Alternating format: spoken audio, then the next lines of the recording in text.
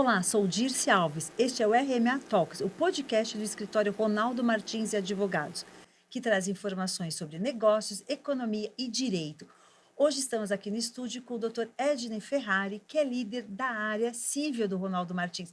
Olá, Dr. Ednei, tudo bom? Tudo bom, Dirce? É um prazer falar contigo. Opa, eu também, muito bom. E hoje a gente vai trazer uns assuntos até mais do nosso dia a dia, né? É Que é o verdade, direito civil, que envolve muitas essas questões também de família. E um dos é assuntos que eu queria verdade. que o senhor falasse hoje é sobre a questão do inventário.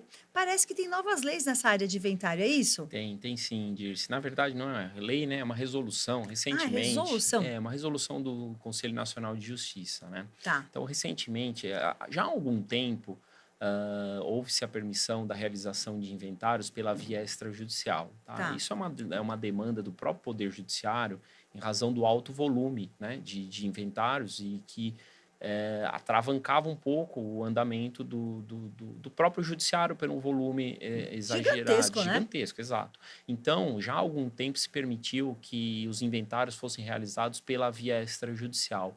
O que é a via Isso. extrajudicial? Explica pra gente. É a realização do inventário por meio dos cartórios, né? Os cartórios de notas de Ah, São tá. Paulo. Então, os tabeliões, têm a permissão de lavrar uma escritura de inventário, dando a destinação, realizando a partilha dos bens. Isso já se tem há algum tempo. Só que agora, recentemente, o Conselho Nacional de Justiça ele editou a resolução 571, agora de 2024, em que ela ampliou um pouco o escopo. E o que seria essa ampliação? Ela permitiu agora que antigamente era vedado a realização do inventário no caso em que haja testamento, tá? Tá. Ou no caso em que haja menores. Tá? Certo. Porque antigamente não se podia fazer o inventário pela via extrajudicial em caso de menores. Então, essa resolução ela permitiu que se realizasse também esse inventário via extrajudicial com menores. E, Certo. obviamente, tem alguns requisitos, né? E, basicamente, a gente destaca dois no caso de menores, que é a necessidade de manifestação favorável do Ministério Público, tá? O Então, Ministério tem que se o Ministério manifestar. Público tem que se manifestar Certo. validando a eficácia deste inventário pela via extrajudicial. E o Certo. outro preceito que o tabelião é obrigatório, tem que respeitar, é respeitar a fatia, né, o quinhão de cada um dos herdeiros, tá? Sim. Então, a cota parte ideal que a gente chama. E nesse ponto é importante a gente fazer um destaque. Quando a gente fala em cota parte, a gente não diz destinação iguais de bem. A gente diz destinação de cotas iguais. Tá? Certo. Então, para clarificar e esclarecer, se vamos supor o caso em que haja dois imóveis e são dois irmãos, os únicos herdeiros. Herdeiros. Se eu deixar um imóvel para cada irmão, eu não estou respeitando a cota parte. Tá? O Certo. respeito à cota parte significa 50% de cada imóvel para cada um dos Ah, é irmãos. assim que É, funciona? é assim que Mas, funciona. por exemplo, se Então, as crianças ficaram órfãos, vamos supor, o pai e a mãe uhum. faleceram.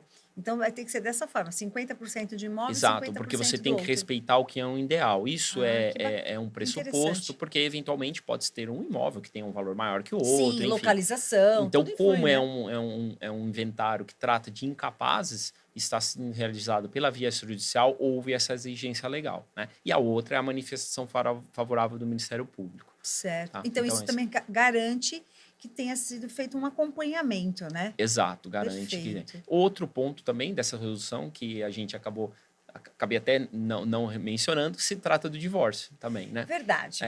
São mais dois pontos, na verdade, que a mesma resolução tratou, que é da lavratura de uma escritura declarando o caso de uma separação de fato Ou de um. seja, eu declaro que eu estou Porque, separada, porque mas não na divorciada, é isso? prática, o que é muito comum, os casais se separam, né? E eles vão tratar de guarda, visitação e pensão, que são os assuntos mais emergentes Sim, os que mais decorrem, urgentes, os né? É. urgentes.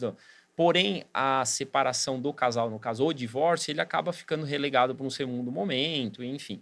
Então, essa resolução permitiu que os cônjuges, né, que estão nessa situação de separada, eles possam lavrar uma escritura onde se declara que eles estão de separação de fato, tá? E aí Certo. as consequências, você vai perguntar, mas para que fazer isso, né? O que que isso implica? As consequências são de ordem patrimonial. Por quê? Se você imaginar de um casal que tinha um regime de comunhão parcial de bens, que significa que qualquer bem que for adquirido durante a constância da união, ele comunica com o casal.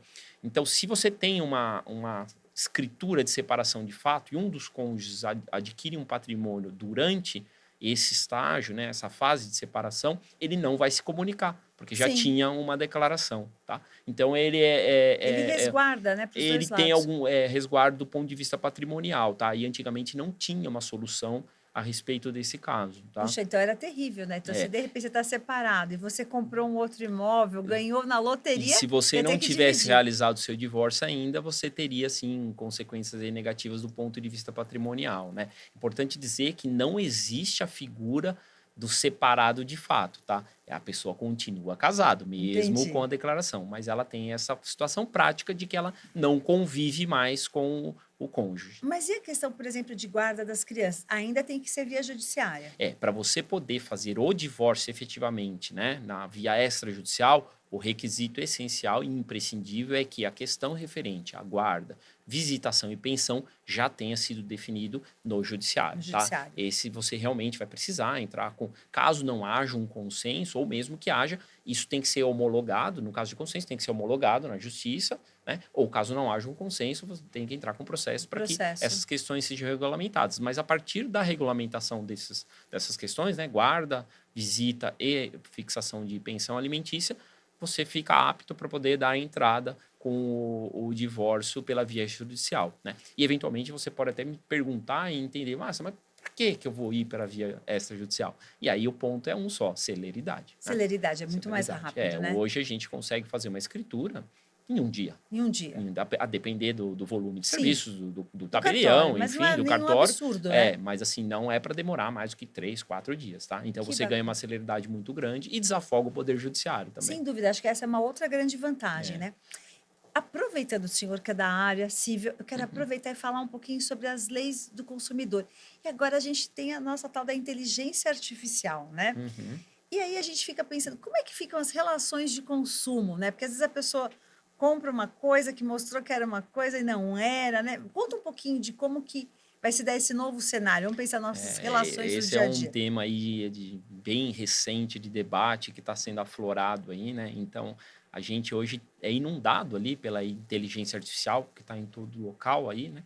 Então, e basicamente ela tem uma interferência direta hoje na relação de consumo, Sem né? dúvida. Então, a gente tem ali, a gente é bombardeado pelas redes sociais, enfim, vários sites, todos com informações sobre ofertando compras, enfim. Então, assim, é importante dizer que hoje a gente não tem uma legislação específica que trate sobre a inteligência artificial. Tá, porque ela é Porém, nova também, né? exatamente, é algo novo, enfim, tem alguns projetos de lei estudando sobre o assunto, mas o que nós temos hoje, a legislação que ampara a proteção, ela seria a Lei Geral de Proteção de Dados, tá? Tá, é. E o próprio Código de Defesa do Consumidor, tá? Sim. No aspecto da Lei Geral de Proteção de Dados, porque hoje o que nós temos? A inteligência artificial, na verdade, ela é um grande agente de tratamento de dados, tá? Porque ele Certo. faz uma coleta enorme de dados e ele tem uma expansão e uma utilização exponencial de tratamento. Porque a Lei Geral de Proteção de Dados, ela visa tratar o dado via empresa ou terceiros, enfim, captam dados. A inteligência artificial, ela é um grande captador de dados e um grande tratador de forma exponencial. É, às vezes a gente nem percebe, você está falando de um assunto, daí a pouco entra aquela Isso, propaganda. exatamente. Mas por quê? Porque ela captou o dado. De alguma forma, Eu fiz você uma pesquisa. pesquisou ela. Então, assim, a palavra, né, hoje, chave que a gente vê do ponto de vista jurídico, e aí quando a gente prima ali pelo um bom relacionamento das empresas que trabalham com a inteligência artificial e aí na outra ponta consumidor, é a transparência. Tá? Por quê? Porque não existe uma proibição de que as empresas usem os dados e façam o tratamento, inclusive por meio de inteligência artificial. Até porque a inteligência artificial ela tem um aspecto muito positivo, que a gente fala que é o empoderamento do consumidor. Por quê? Porque ele te dá um volume maior de serviços, ela te direciona ideias sobre bens, coisas que você pretende comprar, enfim. Então, ela é benéfica. Porém, se não houver uma transparência, a gente começa a entrar numa zona perigosa que pode ser nociva ao consumidor. E o que seria exatamente transparência? A transparência é que as empresas que trabalham com inteligência artificial, ela informe e deixe muito claro para o consumidor quais são os dados que ela está obtendo, né? Quais são os seus dados que ela obtém e como ela usa. Então, a gente pode pensar hoje em aplicativos de rede social. Você vai lá e dá um ok ali, tá? Obviamente que hoje o consumidor ele não está tão maduro para lidar com a inteligência artificial. A gente acaba dando ok em tudo. Mas Sim. num mundo Eu aceito correto, todos os cookies da minha vida. você vai, dentro da transparência, você vai ali obter informação de quais são os dados seus que estão sendo coletados e como eles vão agir, né? Como eles vão Sim. tratar, tá? Então, é um assunto muito amplo que a gente não vai expandir aqui, porque senão a gente vai ficar aqui horas falando sobre ele, né? A gente tem uma questão de viés algorítmico, né? Sim.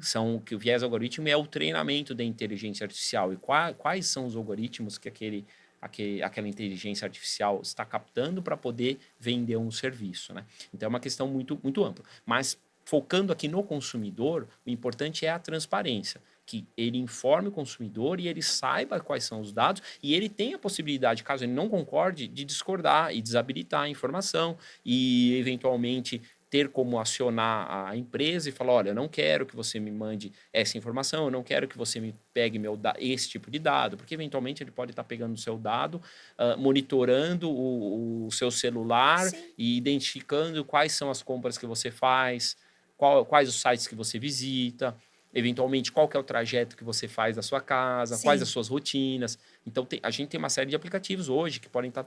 Então, é importante que a mensagem que a gente quer deixar, e eventualmente a gente pode depois detalhar isso em outra conversa, tem que ter uma transparência. Tá? O consumidor tem que estar ciente de quais são os dados. Ele tem que dar permissão, na verdade. Tem que dar a permissão. A permissão, na verdade, é uma das bases legais que a gente fala em consentimento, tá? Para finalidade de captação e uso de um dado. Tá? A gente tem várias outras. Tá? A gente tem da execução do contrato, a gente tem outras por questões legais que você tem que fornecer. Imagine em casos de hospitais que tem que coletar um dado por risco de vida. Então, a gente tem várias bases legais, tá? O consentimento é apenas um deles, tá? Sim. Então, ali a lei prevê várias bases legais que as empresas têm ali à disposição para uso. Mas o que é importante? Que você saiba e informe o seu consumidor quais são os dados que você está pegando, qual a finalidade de pegar aquele dado e o que eu vou te ofertar. Tá? Porque aí o consumidor possa tomar uma decisão mais segura. Tá? É verdade. Doutor Ed, eu acho que esse assunto, como você disse, ele é bem amplo, eu acho que tem para a gente explorar. Mas acho que a lição que fica para todo mundo dessa nossa conversa é assim, se eu sou empresa, eu saiba exatamente para que eu quero aqueles dados e por que eu vou coletar. Exato. Porque eu vou ser responsável por esses dados. Exato. E eu, como consumidora, também saber que eu posso falar, quero sim passar esses dados, não quero passar esses dados. A gente pode meio que sair com essa lição daqui, dessa nossa conversa? Exato, esse é o grande ponto. A inteligência artificial, ela veio, algo que veio para ficar, que vai ajudar e está dentro da nossa sociedade. Então, como sociedade, a gente tem que estar maduro para conhecer e saber trabalhar sobre essa nova tecnologia. As empresas têm que saber quais são os aspectos legais que elas têm que seguir e a responsabilidade que ela tem que tomar. E o consumidor também tem que amadurecer, conhecer os seus direitos para que ele possa ser beneficiado e quando tiver qualquer situação que lhe possa ser nociva, ele pode saber como tratar com a empresa e cuidar bem dessa questão. Puxa, que aula hoje, hein? Quero agradecer você pela presença aqui, por a gente estar conversando, trazendo assuntos tão assim, importantes no nosso dia a dia, né? Gente, o RM Talks fica por aqui. Acompanhe os nossos próximos episódios e até a próxima.